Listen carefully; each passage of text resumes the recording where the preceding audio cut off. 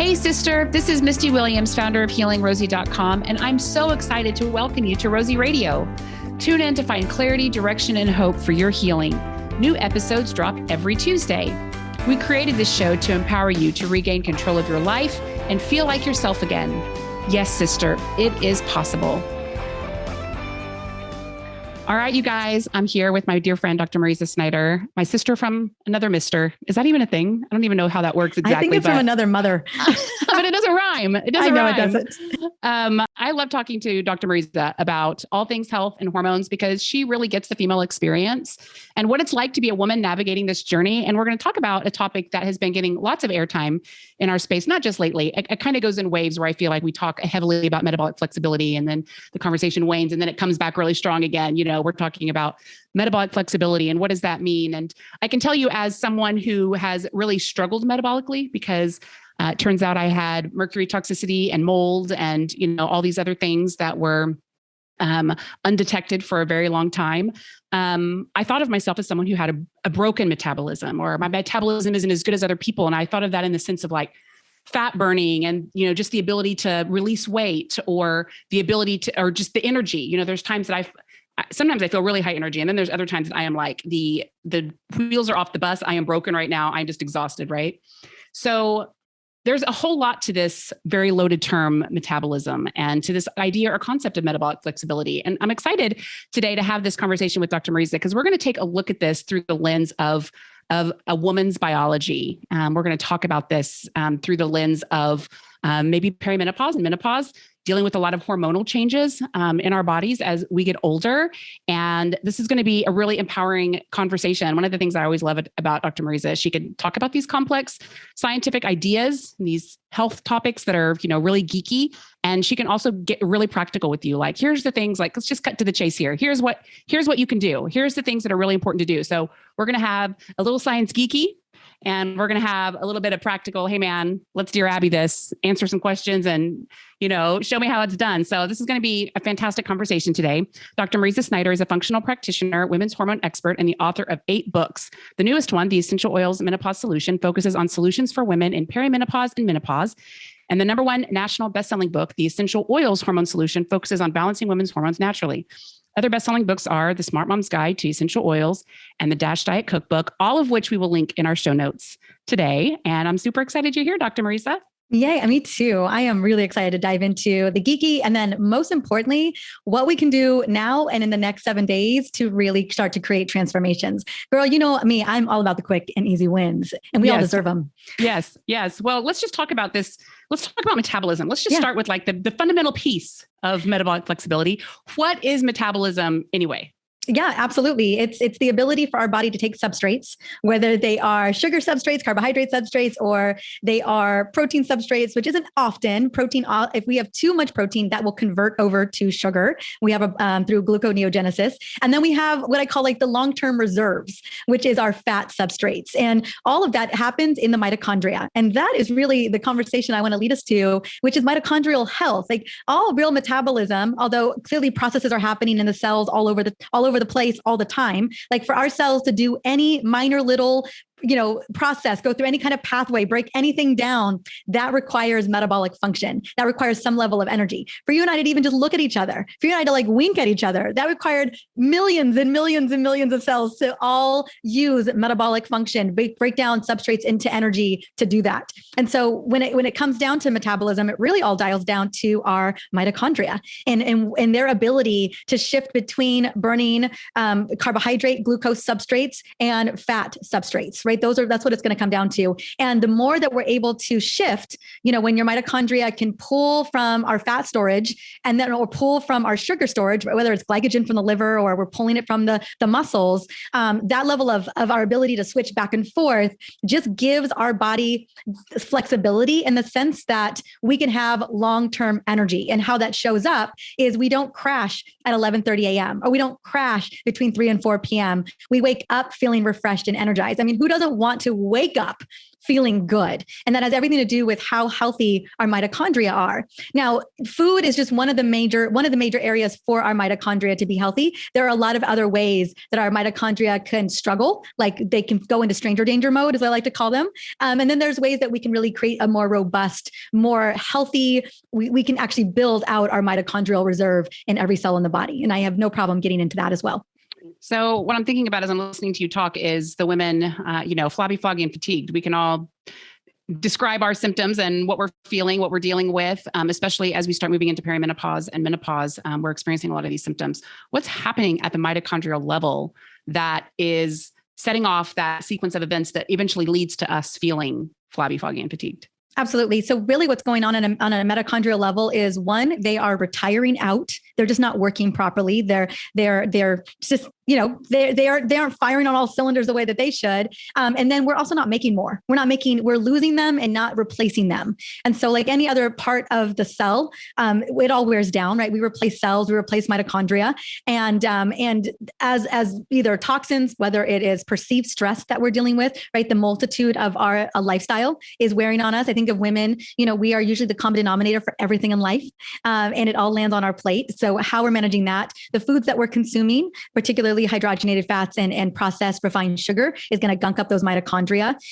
Next is if we have minerals and vitamin deficiencies where the cofactors that mitochondria need to function just aren't simply not there. It's kind of like if you were ever baking a chocolate cake and someone gave you all the ingredients, but they left out the eggs and the cacao, like the chocolate itself and the baking soda. You can't make a chocolate cake without those ingredients. Same thing with the mitochondria. If we don't have the right building blocks, we don't have enough CoQ10, we don't have enough magnesium, we don't have the NAD, we don't have the B vitamins. B vitamins are such major energizing, like they're required as cofactors to run these reactions. We don't have these building blocks. Well, mitochondria really can't work off what they don't have.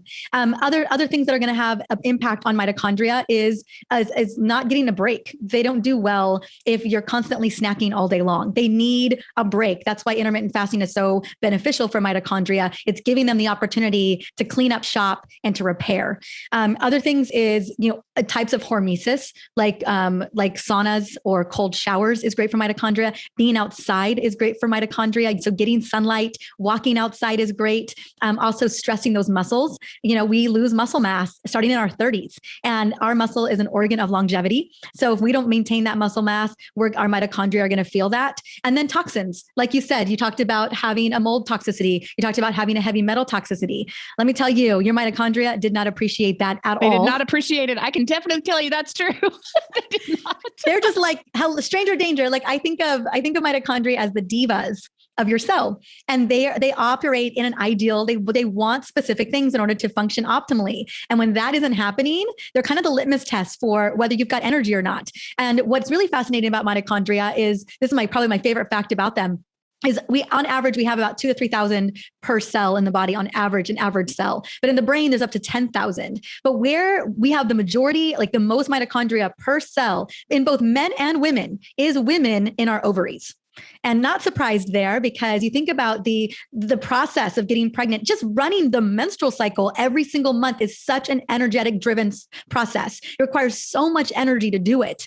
And then you add like the pregnancy of actually creating a human being, such a massive process. And so where we need the majority of energy is going to be in our ovaries, more than any men and women. That's where the majority. So it's no wonder when we're struggling with stress, or we're struggling with quote unquote a broken metabolism, we don't have the right nutrients, we start to notice that one of our big vital signs, our menstrual cycle, isn't working properly, like isn't running the way that we would love it to run. Or maybe it's not running the way that it used to run. And that has a lot to do with how our mitochondria are showing up there too.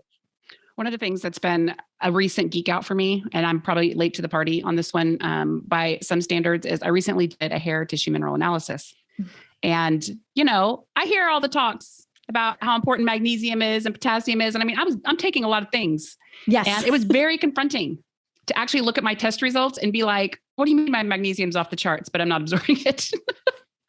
Right? What do you mean I need, how much more potassium do I need? So I'm a really big fan, alongside this conversation, what you're speaking about here, for women and our hormone health and for our mitochondrial function, to find out what's happening in your body around around minerals, because it's just so important for us to have optimal mineral levels. And it's confronting to know that you've been spending a lot of money on minerals and finding out, oh, I need to take some B vitamins here. I'm not getting, these aren't being absorbed, or oh, I thought I was taking enough, but it's like not even close. And yeah, it's pretty crazy, especially with, you think about minerals in particular, they're such a power player. We need them for the propagation of neurons, the propagation of information. We need them for mitochondrial pathways. We need them for liver detoxification pathways. I mean, like you think about magnesium alone, what 600 that we know of processes, potassium, sodium, and we burn through it. If you are operating in, I got to get shit done mode, then most likely you are burning through what you got. We can only hold on to so many reserves. And so one might think, well, man, I'm taking so much of this, but also I am firing on so many areas of my life. And what looks like productivity to your body is like, I can barely keep up. You know, and so we have to think about that. If we're going to operate at a high level, we got to step up what it takes to maintain that high level. And especially for the overachieving women, I know you're listening out there who wear all the hats, your mom, your wife, your daughter, your PTA mom, your homeroom mom, your, all the things. Doing so, you have careers, you're running companies. Like, we are used to go. And as we get older, one of the things that stops is that get up and go and that energy, and it's really, I can tell you as someone who's wired that way, when my body is not responding and I can feel my batteries are low, I can feel that I don't have the energy to do what is in my being to do. It's such a frustrating experience. And this is a really important biohack that Dr. Mariza is dropping right now, because I know it makes a huge difference. Since I started really focus on mineral optimization, everything's better. My sleep is better. I actually think I don't quite need as much sleep. I still think we need a lot of sleep. I mean, I get like 9 hours plus a night. Good. I am asleep. So for me to wake up at like 7.5, 8 hours, like I'm done. I hear that. My body's okay. I'll take the extra 30 minutes, the extra hour. Yeah, nutrient deficiencies, managing those, keeping those, we often need way more than we're more deficient than we think we are, especially if we're running. And there's nothing worse than that discrepancy of like you knowing on a mental level that you have capacity, but on a physical level, you just can't show up the way that you're. And it's the most frustrating thing to be like, but I used to be able to operate at this level. And why can't I operate at this level now? And it ties to our worth or lack of worth. We feel like we're less than because we can't operate it this way. And that just lends into that can be more of a downward spiral than we would love. But it's really about if we know the tools and we can hone the tools to really nourish our bodies, to dial into those non-negotiables for ourselves, we can really turn the tide in. And I think for me, it's more, I care more about energy than having a lean body. Like, I just want to be able to do the things that I love to do, that I not only need to do, but that move me forward. And so I think energy is always a worthy conversation. Yeah. Energy is king. It is. Yeah. You have a nice lean body, but you don't have to get up and go and you can't do things. I'm sure there's plenty of women who would make that trade. Yeah. So, all right, we're talking about our metabolism here, how it works. We're getting down to the level of our mitochondria, talking about how important minerals are to mitochondrial function. We talked a little bit here about toxicity too, and how important it is for all of us really to get a handle on our stressors and our toxicity. I think both of those things are killers. What are some ways from both a clinical perspective and you're a woman who's navigating all this perspective, what are some ways that you think it's really important for women who are listening to this conversation? Like, how do you optimize all of that? How do you really get your mitochondria functioning powerfully? And how do you kick up your metabolism when you know you're in a slump? What are your recommendations? So I will give you what I consider to be the biggest needle movers. And I think that first step is just saying to yourself that I deserve the energy, and I'm willing to focus on that. I'm willing to get clear on my non-negotiables, because let me tell you, if you were ever me, I'm in my 20s and my 30s, and I had severe mitochondrial dysfunction, and severe chronic fatigue, woke up unable to get out of bed. I'll tell you what, I got really clear that what I had been doing hadn't been working, and what I had been doing was saying no to the non-negotiables. I just kept saying I didn't have time. I don't have time for that. I was like, I only had time for that at some point because that's all I could do. And so, I just want to really state that if there's something in you that's pulling at you of like, oh, I just don't have time for this. I'm telling you, you don't have time not to do it because the trajectory is not great. What it's going to look like in a decade from now, I want you to keep running at full speed for as long as you can do so. This is to my high achievers out there right now. And so that first step, I think for me, it is starting in the morning. I think it has everything to do with managing your blood sugar, setting the tone for your day, and really focusing on you. So I think in the morning, whether you got to get up a little bit earlier than everybody else, or you've got support supporting you. I'll be honest with you, I got support supporting me. I have a toddler, right? And I would not be able to do a lot of these things if I didn't have a support system. I have a nanny who helps me out. But in the morning, it starts off. I always do a 12-hour minimum circadian fast because I want to give my mitochondria a break. I want to give my whole body a break. And also, I want to make sure that dinner is the last time I eat. So I try to eat as early as possible, usually around 6 p.m. So that gives me until 10 a.m. the next day to really reset the system.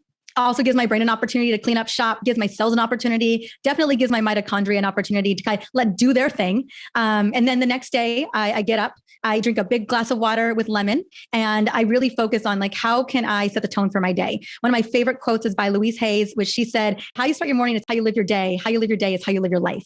And basically how that translated to me was like, however your morning starts is the way that your life is going to unfold. And so for me, it was always, when I was younger, it was chaos. It was running out the door. It was trying to do many things at once. And I realized that I had to really set the tone, set the intention. So when the first part of my day, I drink that big glass of water with lemon, I go outside, I walk for 30 minutes, I meditate for 10, because I can do that. I can meditate for 10 minutes. I got that. And then I come home and I have a metabolically healthy breakfast. So I do not eat dessert for breakfast. I do not eat carbs for breakfast, refined sugar for breakfast. I don't put sugar in my coffee. It is usually leftovers from the night before. So it's nothing sexy, but it's always protein focused. Usually fish, like salmon. It's a big, sexy, diverse salad or like a medley of roasted vegetables. And it is olive oil or avocado, some healthy fats. Because I know that if I can set the tone in my morning breakfast, that I can keep my blood sugar level pretty much throughout the entire day. If I start my morning with sugar in my coffee, or I have a bagel with cream cheese, or I have any refined carbohydrate or refined sugar, I've seen it. I've seen it on a continuous glucose monitor. It'll take 36 to 48 hours to recover from that meal. And every other meal after that, lunch could be the breakfast I just described. I'll still spike. Breakfast or dinner could be the breakfast I just described. It could still spike. Because if I ate a sugar breakfast, it is going to mess me up, whether I eat healthy for the rest of the day for up to 2 days. And so I think it's super important for people to notice that what you do in the morning is going to set the tone for the next 2 days of your life. And for me, I would say the majority of my 20s, I spent just chasing blood sugar crashes and spikes. That's all I was doing. Breakfast was a Kind bar, a little bit of sugar in my Americano, spiked.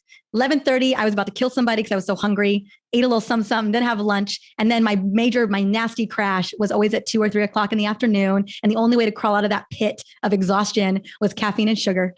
And then it was dinner with wine. And then I started the whole thing over again, over and over. I was literally on I had got one ticket on the blood sugar roller coaster, and I just rode that sucker for a decade. And I wondered what was going on with my hormones the whole time. And so what we do in our morning is everything. How we move our bodies, the way we supplement, how we feed our bodies. It's not only going to set the tone for what happens and paces you for the day, but it's going to have repercussions for the next day and the day after. So I think that would be the number one thing I would always just tell women is that I say batch your food, leftovers for breakfast.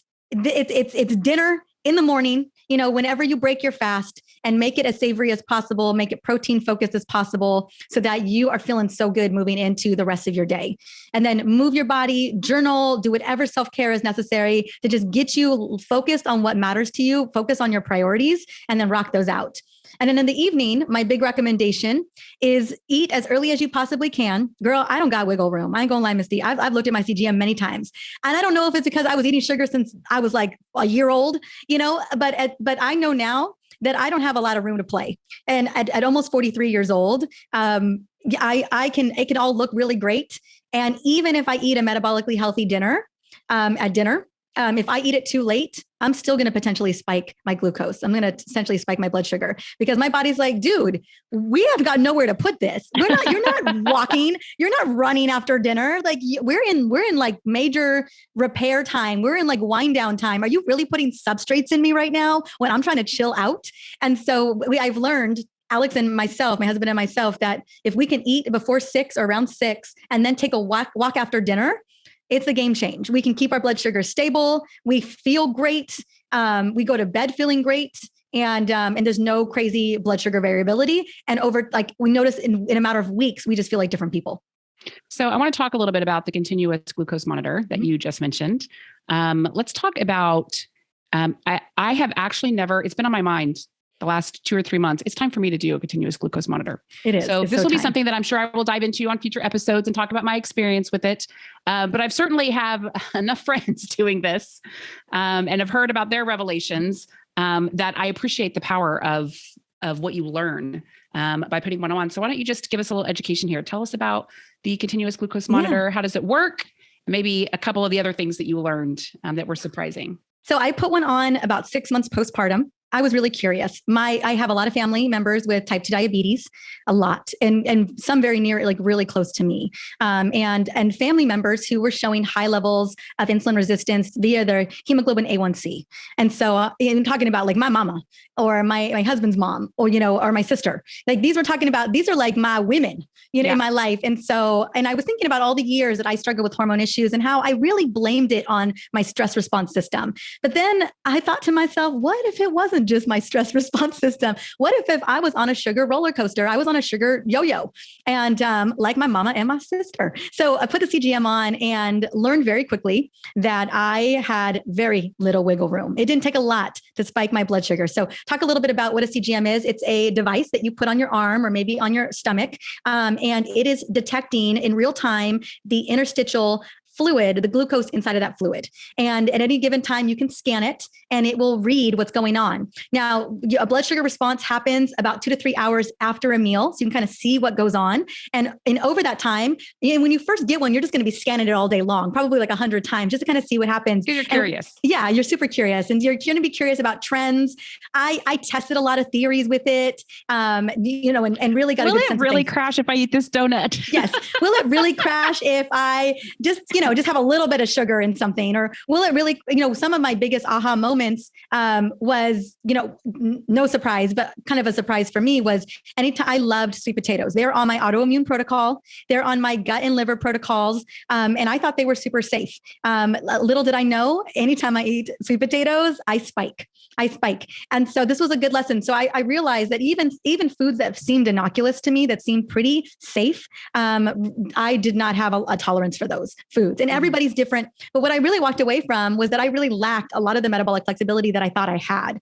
And so all of a sudden, there was a lot of foods that I had been eating for many, many years that I thought were very safe, that at the end of the day, if your blood sugar is spiking, your blood sugar is spiking. And what we know is that like 90+% of us are spiking on a consistent basis into the diabetic levels. And that's anything above 140 milligrams per deciliter. In an ideal world, when you're wearing the CGM and you're wearing it consistently, that sweet spot is between 110 milligrams per deciliter and 70 milligrams per deciliter. You love your fasting blood sugar every morning to be in the 70s or in the low 80s. But anytime you eat a meal, that it doesn't go past 110. And so often, in a lot of people's scenarios, we're seeing that be the case. As we get older as women, as we enter perimenopause, we have some protective hormones that keep us more sensitive. Testosterone and estrogen, growth hormone, human growth hormone, these are all protectors, but they start to precipitously drop in our 40s and even in our late 30s. And as those drop, we really need to be more reliant on that metabolic flexibility because we become more insulin resistant. And so for me, especially depending on what habits you had in your teens or in your 20s, you could be more insulin resistant than others. And so what I had learned was that, oh my gosh, I do have insulin resistance, period. And that if ever I remember trying like 15 different protein bars, talking about keto protein bars, almost only protein bars. I spiked every single time I ate a protein bar, and so it was really fascinating to me, like how quickly I did it. And also what the other big fascination was, I would be super good, super in that realm. But then if I had dinner at 7 or anything later than 7, it didn't matter what it was, I still spiked. And so it was really, it's always good for each and every person. The most interesting thing though, was that my husband, Alex, had less flexibility than I did. And so, it can, especially as we get older, the less protection that we have and the more it begins really critical to dial it in. And so the big needle movers for me that I learned about wearing the CGM is, again, protein, fiber, healthy fats, stay in that realm. That's my sweet spot for sure. And that breakfast, always a metabolically healthy breakfast, always a savory breakfast. If I ever, like, I remember one day there's this really wonderful cafe here, and it's an all organic, gluten-free cacao. They whip their coconut. I mean, it's like all the fancy things you can imagine, all the beautiful berries, and like honey as a little sweetener. I remember eating this waffle, thinking that, it's this protein cacao waffle. It's all these things. And I watched my blood sugar go all the way up to 150. And then it took me 2 days eating super clean the rest of the day, 2 days to recover from that what was sold to me as a really healthy waffle experience. It didn't matter. My body and my blood sugar was like, no, that doesn't work. And so that was my big takeaway, was that having a metabolically healthy, savory breakfast sets the tone for the rest of my day. And always, as much as I could, eating as early as possible for dinner and walking after dinner. Walking after dinner has been the game change for myself and anyone I've been coaching through wearing a CGM. So I actually have heard from quite a few people that they were surprised at what actually spiked their blood sugar. Mm-hmm. I remember talking to one of our mutual friends who had the same experience with sweet potatoes. They were a sweet potato only person. They actually tested sweet potatoes, spiked their blood sugar. Regular potatoes did not, which was really surprising. I think Rob Wolf has a book, Wired to Eat, that goes into different ways to test what carbs you're sensitive to, what your body actually will metabolize well, and what really gives you the big spikes that I would think would be kind of a nice companion to. Yeah. Oh, totally. To do. And I will say, any sweets, any dessert, I don't care what kind of healthy dessert it was, it didn't matter, girl. It always spiked me. There was no getting around it. If I always ate dessert after a robust meal and then walked afterwards, I could keep and maintain my blood sugar. But like you had to really pile on the hacks to make sure that your blood sugar didn't spike. Mm-hmm. Yeah. So interesting. Mm-hmm. All right. Well, let's keep going here. So that was great. Continuous glucose monitor. Definitely put that on your hacks to try. Go ahead. All right. Other hacks. As I mentioned earlier, it's walking after a meal. And I mean, walking has so many incredible benefits. I feel like it's the most underrated, self-care, health hack that we can do. I always believe that like no pain, no gain. So walking was like, I was just like, no, not walking ain't going to get the job done. Like, let's get a HIIT training in, let's hit it hard. But I have come to really appreciate walking. I walk 30 minutes a day, non-negotiable. I try to walk after dinner every single night because that's the biggest bang for my buck. And then some other hacks that I really love for helping to dial down or dial in your metabolism or just maintain your blood sugar levels is apple cider vinegar. One of my favorites. It doesn't taste great. If you don't, it's not like the best tasting thing in the world, but especially taking it in the morning or before a big meal, a meal that you think may spike you. If you decided that tonight it's pizza night, no matter what, where it's going down, having a little, like a tablespoon of apple cider vinegar and 4 ounces of water, use a straw to not mess up the enamel of your teeth. It can reduce that spike by 30%. Another supplement that I really love is berberine. So berberine has been shown in multiple studies that it is just as beneficial as metformin for helping to take up glucose, to help insulin sensitivity, especially post-meal. It also can reduce a glucose spike by over 30%. So those are just some hacks that you can leverage as well. And then the other hack that I really, really love is intermittent fasting.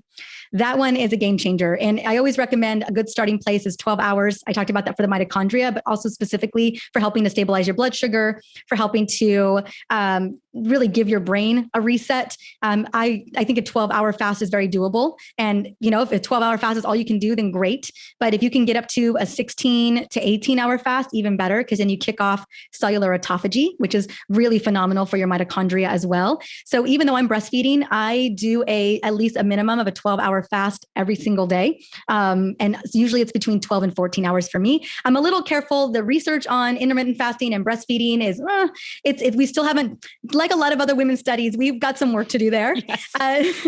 So I always say, play it safe, especially if you're a breastfeeding mama, especially if you're pregnant. We always side. I did not even do intermittent fasting until I was 9 months out.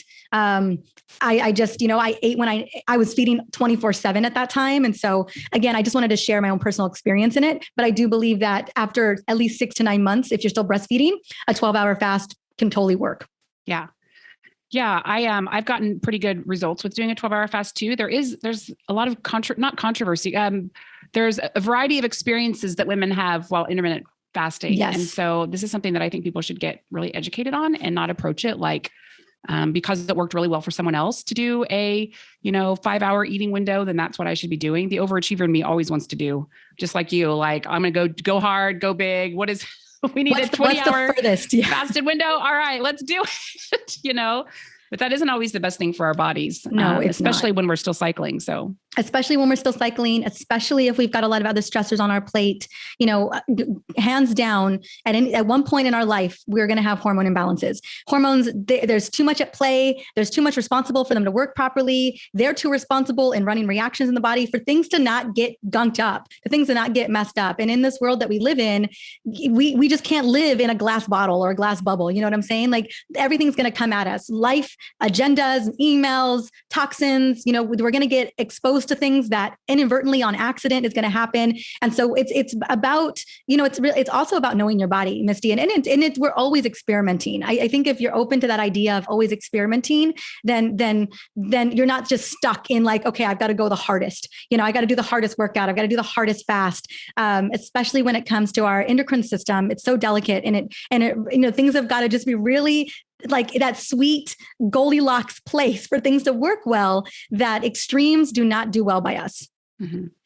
Let's talk a little bit about the woman who is really struggling metabolically. Maybe she has weight that she can't lose. She's trying all the tricks, all the diet, nothing's working. Maybe she's trying all the tricks for energy crashes and, whatever else. You're doing the lifestyle modifications that we're talking about here. And maybe you're seeing some progress, but it's not giving you the results you really want. What are some deeper hacks that are really important? Like where would that woman look next? That's such a great question. I think, what a lot of us don't realize is that many of us have bigger insulin resistance than we know of, that we even have looked at. And that could be a major stopping point, given that how critical that particular hormone is. And that, we think we have, like I said, I think we think we have a lot more wiggle room than we do. We think we can get away with that glass of wine every now and again, but maybe we can't. Or we think that we can get away with that dessert every now and again, but maybe we just don't have that level of wiggle room. And so, I always think it's worth looking at, seeing where your hemoglobin A1C is, seeing what's going on with your lab, seeing if there's anywhere to identify, are there major nutrient deficiencies that we're just missing the boat on, and getting clear. The one thing I think, a lot of us get shoved to keto, or we get pushed in these more extreme diets. And I think we don't realize that, again, hormones are at play at all times for us. We're just not small men. We're not. And, we have to take into account that, yeah, maybe we've got some level of insulin resistance, but we still have to be mindful of these hormones that are over here trying to do the best they can too. So I think extreme keto for some of us is just not a go. I think really where we should focus is that, and not an easy path, but that every meal should be a metabolically healthy meal that's supporting the gut and the liver. I think a big part of the missing component for many of us as women is that our liver is just feeling super sluggish. And that if we don't have somewhat of a detox component to what we're doing, if we just go heavy keto, it's not alkaline, it's not high fiber, we're just high protein, high fats, we just don't really have the bandwidth for that necessarily. We still need those important carbs. We still need that fiber. We need to be loving up on the gut and liver. So I would always say that if something isn't working, like you're trying all these high level keto diets that were really designed for men more than us as women, that it's worth looking at the liver and the gut. That is, how can we nourish those organs so that our liver is properly building up those hormones and properly breaking them down and metabolizing those hormones. So that's a component I don't think a lot of us talk about when it comes to getting on a keto plan or restricting carb consumption, is that we're not looking at the other big pieces. We're not looking at adding fermented foods to our diet. We're not looking at really bumping our fiber to 50 grams per day. We're not looking at what's going to feed the liver, what's going to help support our liver detoxification pathways so that we're clearing out these excess hormones and these excess toxins. So that would be the second step. And then also filling in those nutrient gaps. A nutrient and an herb that I'm really obsessed with that can make a massive turnaround in 10 days is rhodiola. Rhodiola is one of those powerful herbs. It's a adaptogenic herb. It's not like ashwagandha. Often people do not have intolerance to rhodiola, but rhodiola, like if you're feeling like it's foggy, you've got no word recall, you've got no energy in the tank, nothing is working, and you're not sure where to start, I would just dosing with 500 milligrams of rhodiola every single day. It has a way of shifting your mood. It has a way of boosting your serotonin levels. It has a way of turning the brain back on, so it doesn't feel like you're just shooting blanks when you're talking to people or wondering where you put your phone phone or wondering where that next sentence went when you're writing something. And it's going to boost your energy. It's going to turn on some of the most important vital energy centers. So if there was like a supplement or a magical herb I would start every woman on, it would be rhodiola. Yeah. So one of the things that's coming up as I'm listening to you talk about all of this is watching my own labs. Last year is when it kind of peaked, and I went to my practitioner and was like, listen, we got to figure out why I can't lose this weight and what is going on. My insulin was high, leptin was high, everything was high.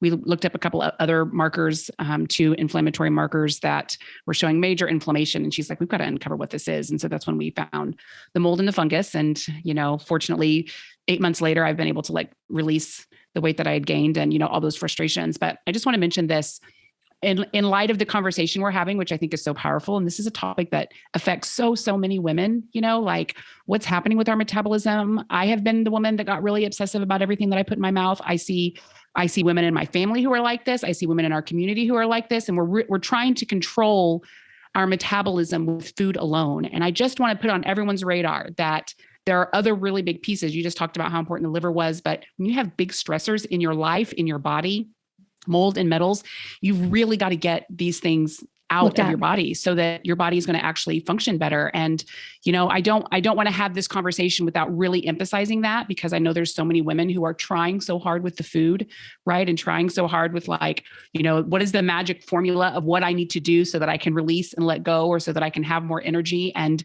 while I think a morning routine is really powerful, actually, and we teach a lot about morning routines, and I think routines in general really help us to hit the important points. These are the things we need to make sure that we're putting in our body every single day.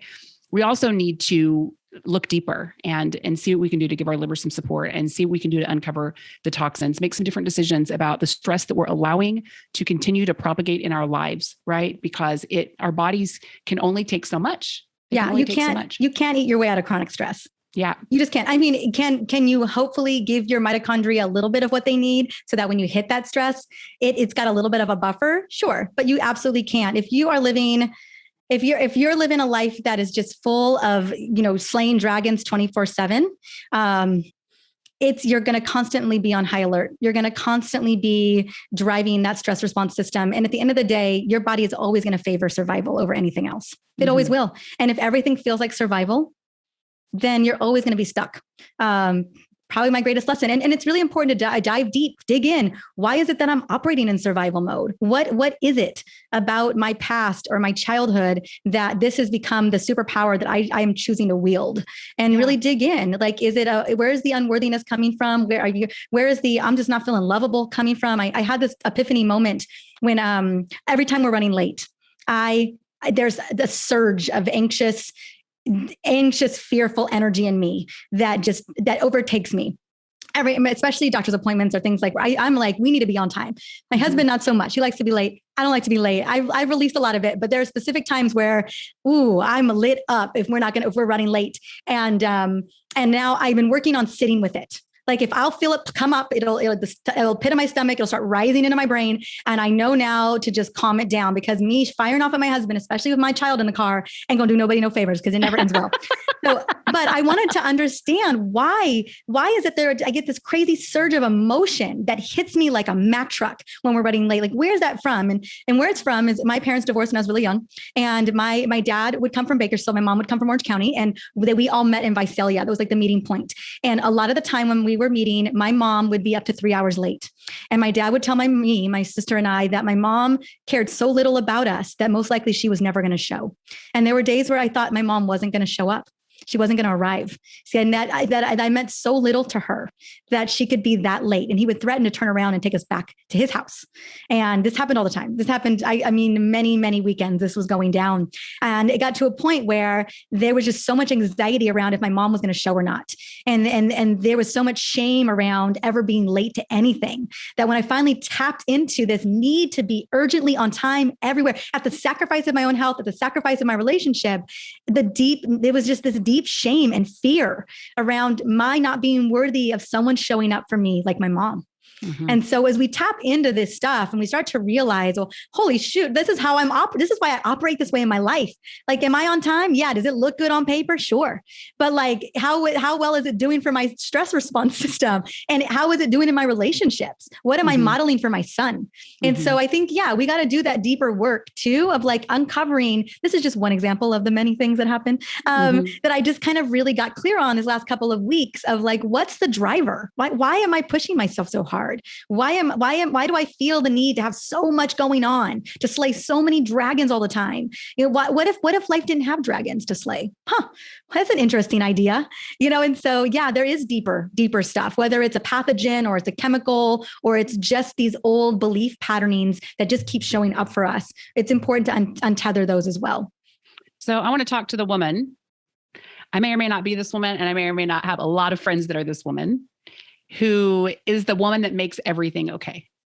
Mm-hmm. So she's the woman that when someone doesn't handle something well, she makes it okay. When someone loses their temper, she makes it okay. When someone is late, really late, she makes it okay. When someone drops the ball on a responsibility, she makes it okay. I had this pattern in my life. I could see playing out in certain relationships. And I have friends who've had this pattern where our identity gets wrapped up in the person that just holds it all together for everyone and makes it okay. And at some point, we have to really start looking at what it's costing us to make it okay for everybody else. And it just really seemed appropriate, as you were sharing about your experience with your mom, to also speak to the woman who, you know, women do make a lot of things okay, right? We are wired with a brain and with the ability to multitask, and we do hold a lot of things together. But there comes a time that sometimes it can be too much. And sometimes we're tolerating so much from other people that we're owning the responsibility that they should be owning, right? And then it's stressing us out. So to the woman who is the one that makes it okay, I want to give you permission to not be the one that makes everything okay, because it really takes a toll on us. It takes a toll on our health, always having to be superwoman for everybody else. You know, we need to create some space for other people to lift up our arms and carry the burden so that we're also getting the support we need to. Yeah. Our mitochondria can only take so much of that. Only so much. They're just like, right. No more. That's right.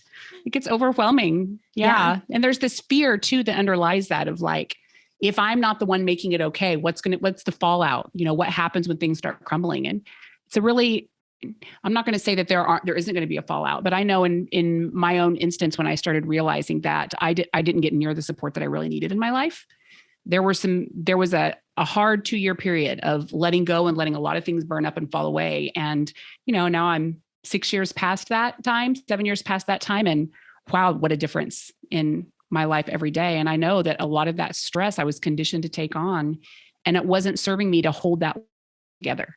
You know, it wasn't serving me to in the face of, I don't want anything to fall apart. I don't want anything to catch on fire. I don't want anything to blow up. Right.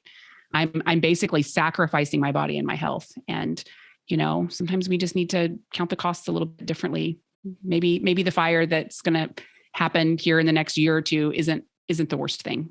Maybe the worst thing is continuing to sacrifice ourselves and dealing with serious debilitating diseases to the point that we can't help ourselves and people around us can't either, because we haven't created a life that gives us any of the support we need. Yeah. It can feel very lonely. Yeah. Too.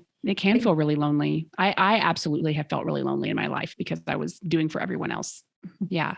I remember having an epiphany one time of, I need to see me.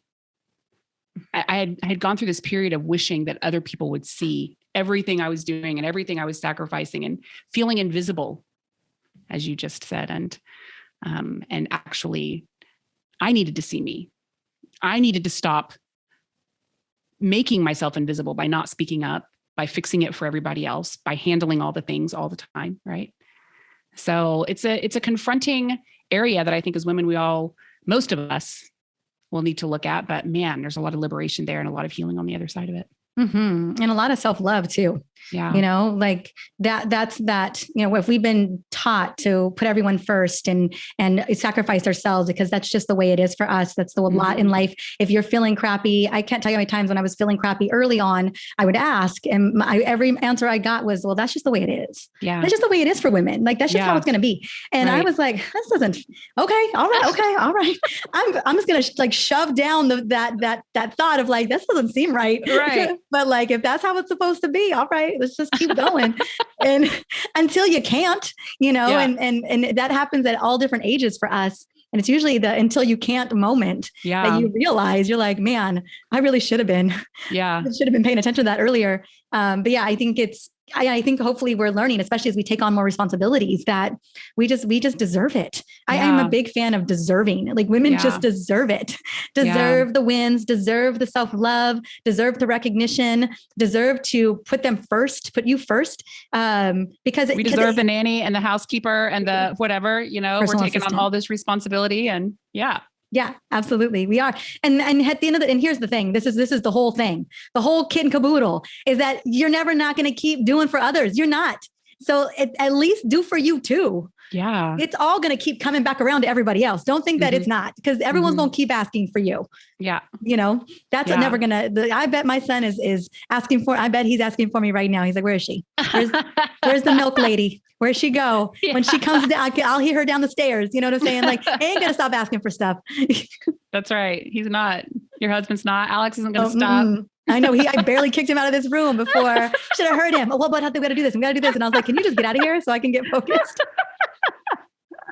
I know. And the older I get, the more my mom asks. Oh, yeah. The more my siblings ask. We kind of went through this period in my 20s and 30s where we all got really independent in one way. And now everyone's got kids and now we all need each other more. Yes. Yep. That's right. Yeah. We need to put ourselves on the list.